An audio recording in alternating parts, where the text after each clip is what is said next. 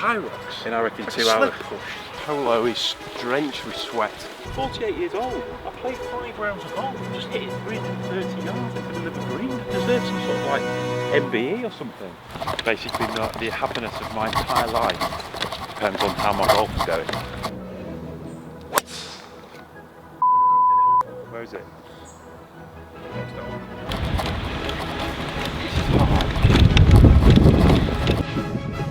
Yeah, big brother!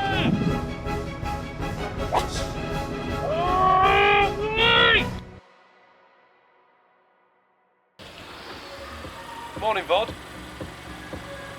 You're recording. It's 10 to 4. It's still dark. We're in the middle of a heat wave, and we've picked the charity day when it's raining. So it's not the best of starts.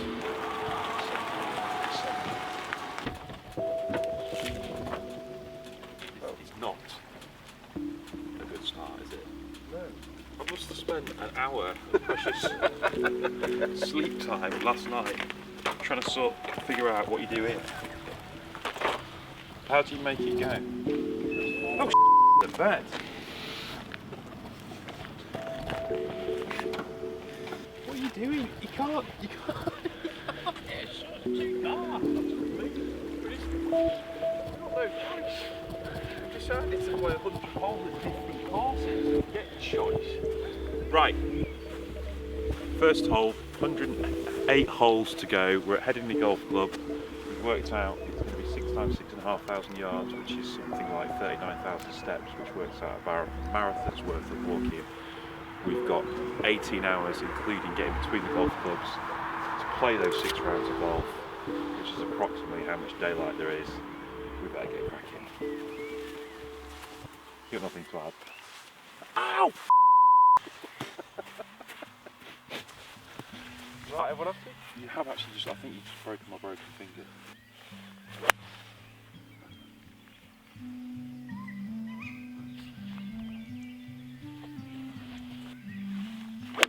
Oh God.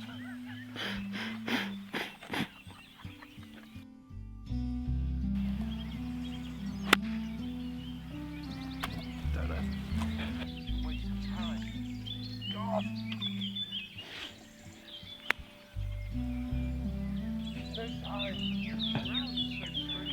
Right, so the plan is, we could have done this at one venue, we thought it would be way more interesting to do it at different ones. It's also going to make it harder because the little bits of travelling are really going to cost us, I think.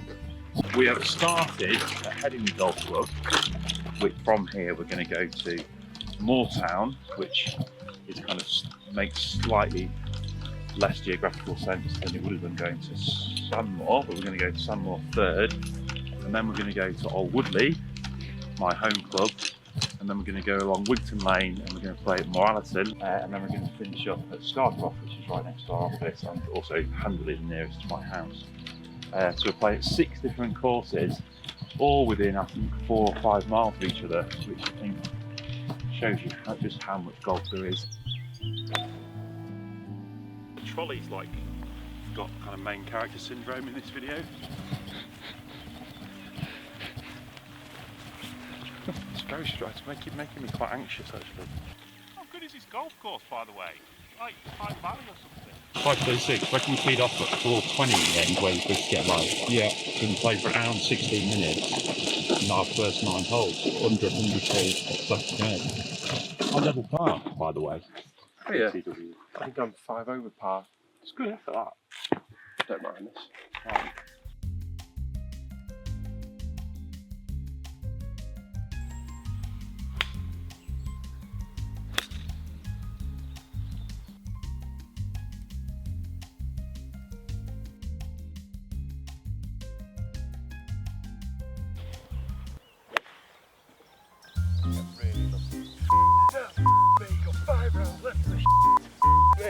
I'm not doing it. My prostate's fine. Here's the money, we don't actually have to do it. You said I'll be fine. You did.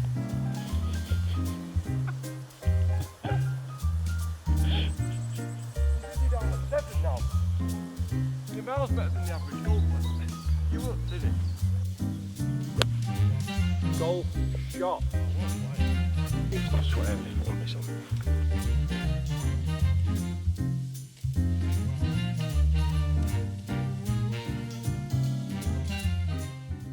So we're now at Moortown.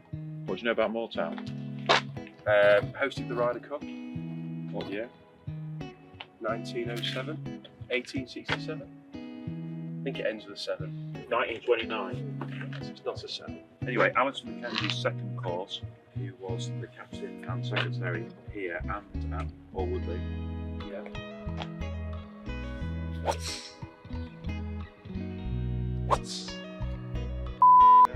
Never saw it. Where is it? Next hole. We are 7 holes in to the second day. The first mention of being tired has been said, not by me. I G'd myself up on the drive in here. And I kept saying to myself in my head, don't tell yourself you're tired today, because then it's just a downward spiral. Anyway, Tom said he's tired. I feel okay. I'd like to get some breakfast. I'd like to stop hooping my driver right, because it's making the walk a bit longer. Other than that, I feel pretty positive.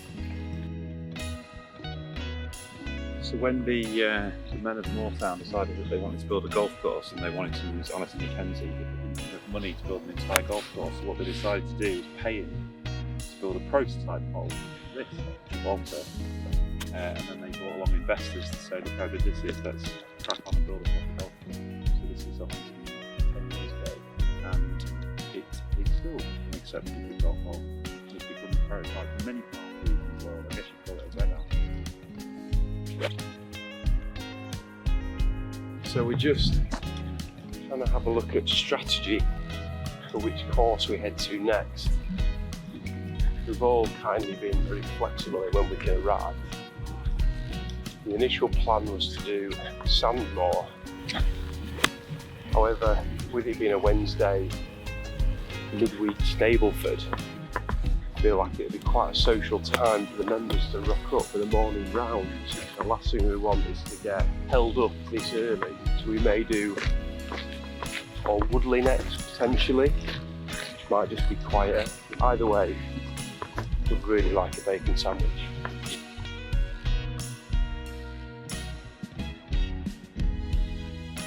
We're good, this is good. We're going to be off there at like 4:02, aren't we? Time for that?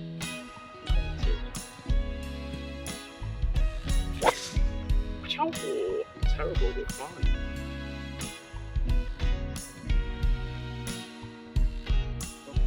Stop doing that! I've got a broken finger. Oh my god! Paul was supposed to check with Sandmoor what the crack was there at 10 o'clock. Didn't do that. We turned up there at 10 o'clock and the crack was Golf-mageddon. And there were people everywhere. So we've now had to come to Alwoodley. Well, we don't know what we're going to be faced with, but we know the people here and they're lovely and I'm sure they'll let us through. So we're just going to go to the tea. I'm carrying my bag.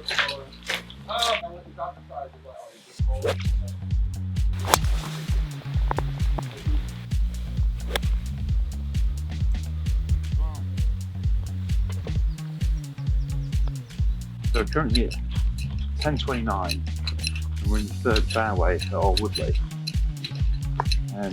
So we need to be teeing off somewhere else at midday.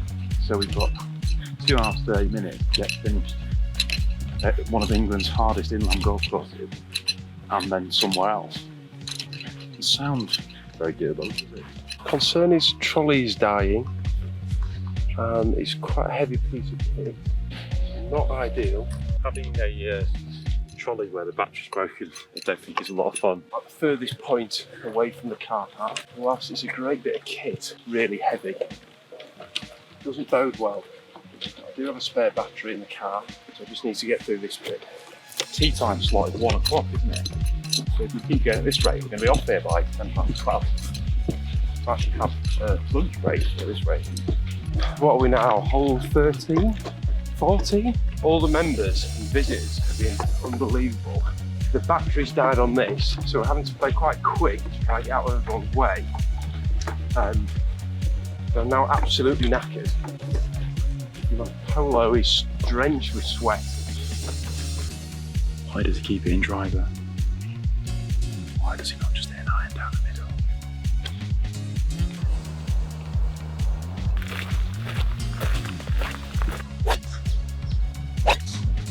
think this whole thing might have been a bad idea. Oh, something's really not right with my right leg. Hello. Oh. Don't do that thing.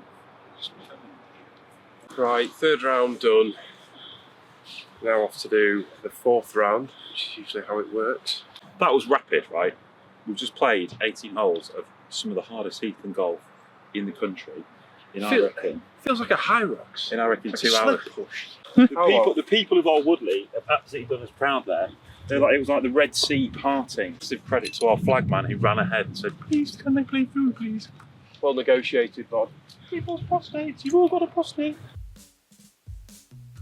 So this is round 4 of 6. We've had several different reroutings. We had to go to Alwoodley. Now we've come to Moor Allerton. They've got 27 holes. Thankfully, we're only going to play 18 of them. This is Robert Trent Jones' only UK design, built in the 70s. I think it was mainly done by a guy called Ron Kirby, in all truth, who also did most of the work at Old Head in Kinsale. It's totally different from any of the other North Leeds golf, which is predominantly heathland and most of it Mackenzie's had a hand in. This is much more American in style, big rolling hills. Really the sort of thing you want to be playing for your 4th round of the day. I think we might be having a few tight hamstrings in the finish. But we need to get going because we're just going to ground to a hole here. Yes. I think we're actually on track. Oh my God. Coach right, down centre cut. So if anyone's ever done any running of any description, whenever you do like a marathon, a half marathon, whatever, you spend your whole time just doing maths in your head. You go, right, 80 miles, 500 kilometres, whatever. I've just got this far to go on my place. That's what today's doing. Ridiculous. So we've effectively got 3 hours for each golf course and transportation to the next first tee in total. And we've done 2 lots of 2 hour 32 rounds at Headingley and Moortown. And we just played Alwoodley in 2 hours 7 minutes, believe it or not. So we've now got, we reckon, 9 hours almost exactly of daylight left before close play. So if we can keep going at a 2.5 hour round pace, excellent, we should be fine. I think we're both going a little bit delirious. You big brother! Oh, you know, like I always say, the golf is not even forever. And what I'm saying. In a bad spot here. He's doing the accents. Usually on these long trips, it's the last couple of hours when he starts doing accents. I usually put my AirPods in. I didn't bring my AirPods today. So bad! It's fine. So bad! Gonna walk ahead of him.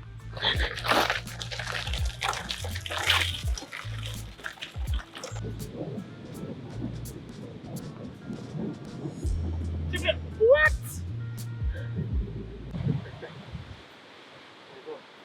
That's a big hilly roller coaster of a place out of the way.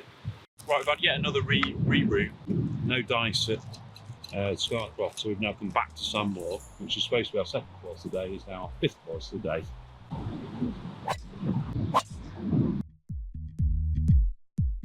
Right, hard start. Despite me just patting it down the fairway, I've boxed a putt. This round could be the one, or it could break the fine line. Alright!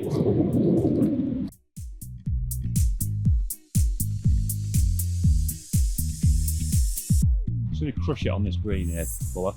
Oh yeah, that's rad, man. How? Captain, check me out. Get up there, go on. Yeah, boy. Get up there, boy. Oh, it's on. 48 years old. I played 5 rounds of golf. Just hit it 330 yards into the middle of a green. I deserve some sort of like MBE or something. This is not hard.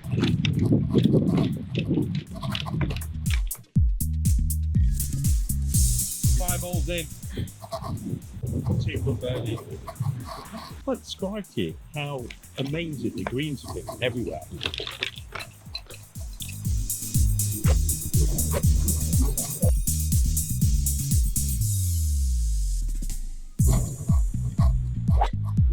Yeah, boy! Just think it's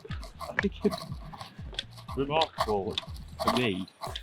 Basically, the happiness of my entire life depends on how my golf goes. It just so happens that I've whacked a few driver straights and now I'm just over the boots. I'll just keep playing for it breaks, but then I'll level off again.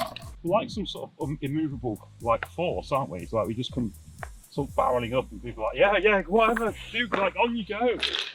Don't let us mind us. That is a rocket, man. Why would you hit it like that? Honestly, it just sounds different. Yes. Oh, love that. Love that. You love to see that. Come on, let's zoom up here. Oh, that's so disappointing. That's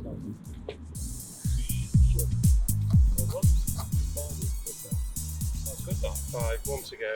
It's good here, isn't it? Enjoy that.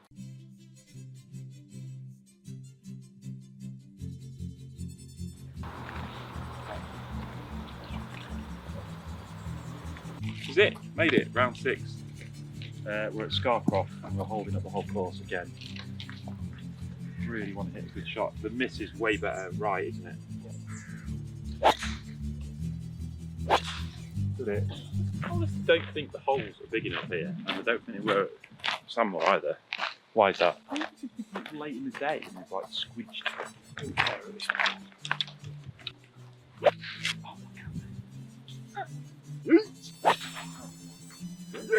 See, that's interesting because that is his like however many holes of the day, but he's swinging with freedom, playing quickly, and that's what I think has been a big thing today. Is that in long game, I think it's shown me that you should try and trust your instincts a bit more. I think, generally speaking, we both looked at our watches or zapped the flag and then just hit the first club that's come to mind. Basically, been right all the time. It's been proper privilege and very interesting to play all these courses, all these North Leeds courses in a row, back to back. I know it's sort of done it in pretty odd circumstances. And I've played them all a lot before over the years. And you do sort of forget and learn new things can be fun. I do think Leeds is like a massively overlooked tourist destination. In fact, we've only been able to do this at separate courses because they are all so close. It can't be more than 4 or 5 miles. They're so close together. All 6 of these courses have just been in unbelievable nick. I can't believe the speed of the greens at some of the places we played. So it's genuinely somewhere that I think more golfers ought to visit because you've then got like proper nightlife in Headingley and all the rest of it. So they are epic golf courses.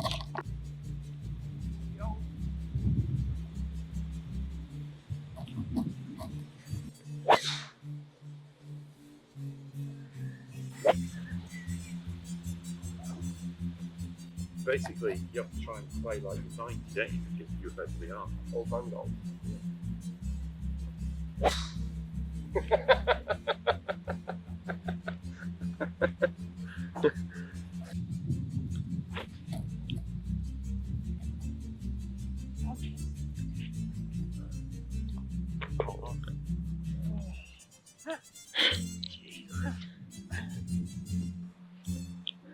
Yeah,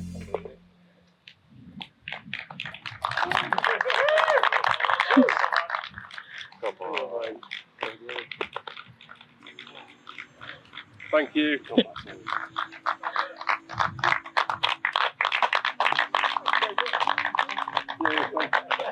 Genuinely made my day that and being so kind. Why are people so kind? I'm not kind. It was like the best thing ever. Round of applause. So for context, we've both finished up on the hole very differently. I plodded my way up through the trees and Tom's made a birdie. And as Tom's finished the hole, got a lovely round of applause from a dozen people that appeared from the bar. They weren't applauding my birdie, they were applauding our efforts. Yeah, that's what I mean. But the timing that was after that last putt. And then they've kindly bought us all a drink to finish. So the captain of Scarcroft Golf Club has just sort of welcomed us in and bought us a drink and everyone slaps on the back. And I think that's been a big thing today, hasn't it? That everywhere we've been, we've must have played through 25 groups across the 6 courses, and everyone's just been unbelievably accommodating. Yeah. And we couldn't have done it without the courtesy of the 6 courses in North Leeds, which are Headingley, Moortown, Moor Allerton, Scarcroft, Sandmoor, and my own club Alwoodley, which has been kind in itself. And then we couldn't have done it without our sponsors, so TaylorMade and Adidas, who provided us with clothes and kit, and Stewart Golf, who provided us with an absolutely amazing remote controlled trolley, which I definitely might use again actually. And all these things are only possible if people like Holly come and help us, and people like our cameraman Chris. We can't create the content, you can't do stuff like this without everybody helping you out. So it's been a very heartwarming day, hasn't it? It has, yeah. And Good for the foot-warming, soul. but not good for the feet. Not good for the feet.